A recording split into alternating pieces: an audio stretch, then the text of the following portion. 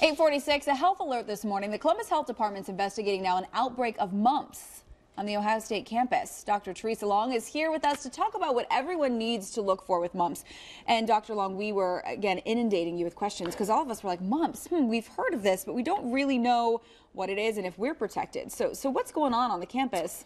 And what do we need to look out for? Well, so first of all, mumps is a viral illness, and most of our children have been immunized. So what we are seeing right here at Ohio State is we've had 9 cases that were reported as of late yesterday. We expect there may be some more, but this is a viral illness that can be spread in a just like influenza. It is saliva-borne, so droplets, etc. So really contagious. So it is quite contagious, Okay. and so indeed we imagine we'll probably see some more cases before we're through. So most people were vaccinated when they were much, much younger, right? That's what we would believe. We know that here in Ohio we do have a requirement for school entry that children are immunized usually at 12 months, 12 to 15 months, and again at 4 to 6 months. But clearly a big campus, there are students from both all over. There may be some waning immunity, so we may have some breakthrough cases going on. And so indeed, we're very concerned. We want people to take some precautions as far as just the usual kinds of infection control precautions. Okay, so if we did receive a vaccine at 4 to 6 years of age, we should be fine now. Correct. What to look out for, though? So how people know maybe they have it, and how would they know?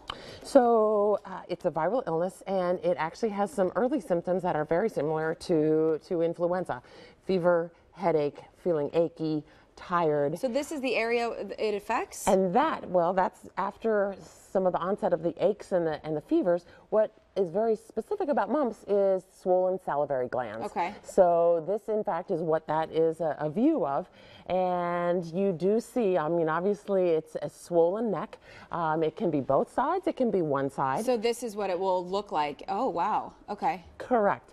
But it doesn't always, and actually it can be mild, it can be severe. Actually, almost a third of persons with it may not even have any symptoms. So that makes it kind of tricky to stop an outbreak. So how do you stop an outbreak? At this point, again, 9 students at OSU have this. How do you stop it from spreading to more? If it is, students on campus, you're constant contact, dormitories, communal living, that kind of stuff. So how do you stop this from spreading? Well, that's why we're working very closely with Ohio State. We're trying to investigate and find whatever kinds of connections there are between these 9 individuals. And again, we do want everyone to know that the most important things are to wash your hands. Of course, it really is important when we know that it's spread by droplets. We also want people to cover their cough, and especially if you're not feeling well, stay home. We want people to isolate themselves so they're not going to continue to spread it. What can you do if you have it? So for these 9 students, what are they taking something to get rid of it? But it's a virus, so... It's a virus, so really it is only comfort care, symptom care. For the aches and pains, Tylenol, acetaminophen is a good idea. However, if people are students at Ohio State and they believe that they are starting to have the kinds of symptoms we're talking about, we would encourage them to seek medical care. Probably call ahead so their provider would know that they may have an infectious disease. But clearly we want to document the cases. So again, that would aid in the investigation. And also, okay, so we're running out of time, but quickly, 9 students and you think more. We absolutely believe there'll be more cases connected to this. Okay. And again, the most important thing is for people to be aware and to take care of themselves and to seek care. Because this is something that you can just get rid of. It's not... Correct. Okay. Thank you so much, Dr. Long. And for continuing coverage, we, of course, are going to continue to cover this outbreak of the mumps at OSU. Just go to our website, myfox28columbus.com, click on news links. We have information for you there.